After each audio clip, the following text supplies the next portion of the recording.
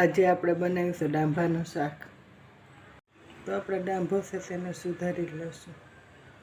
ડાંભાને આપણે સુધારી લીધો છે. હવે આપણે પાંદડાઈ સુધાર્યા છે ને આ રીતે આપણે દળકીને સુધારીશું. તો મૂળિયા છે તેને પણ આ રીતે સુધારી લીધા છે.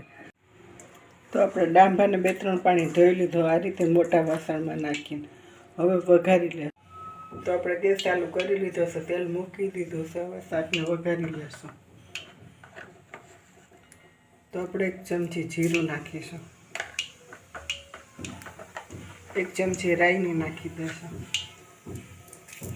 હિંગ નાખી દઈશું.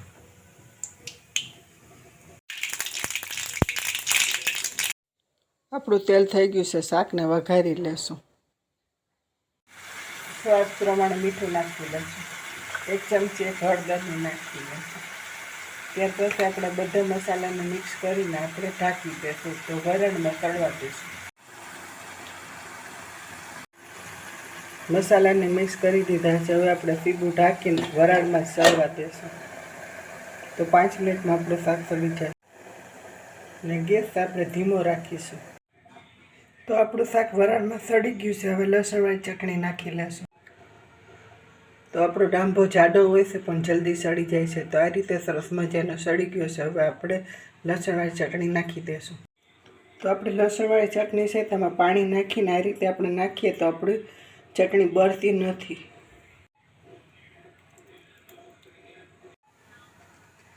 આપણે લસણવાળી ચટણી નાખી દીધી છે. હવે આપણે થોડીક વાર સળવા દઈશું. તો આપણે લસણવાળી ચટણી પાકી જશે.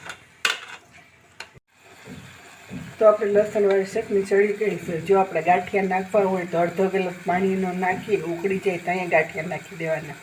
પણ આપણે ગાંઠિયા નથી નાખવા એટલે આપણે લોટ નાખીને કરીશું. તો આપણો 2 ચમચી લોટ છે તે નાખી દઈશું. ત્યાર પછી બધા મસાલા હારે મિક્સ કરી લઈશું લોટને. તો આ રીતે આપણે લોટને મિક્સ કરી દીધો છે. લોટ પાકી ગયો છે. હવે આપણે અડધો ગ્લાસ પાણીનો નાખી દઈશું. તો આપણો નાનો ગ્લાસ છે તે અડધો નાખીશું. તો આપણે ચા બનાવતા 1 કપ જેટલું જ પાણી નાખી દઈશું. તો આપણું આ રીતે સરસ મજાનું ડાંભાનું શાક તૈયાર. તો આ રીતે ડાંભાનું શાક, બાજરાનો રોટલો અને છાશ તો જમવાનું તૈયાર છે.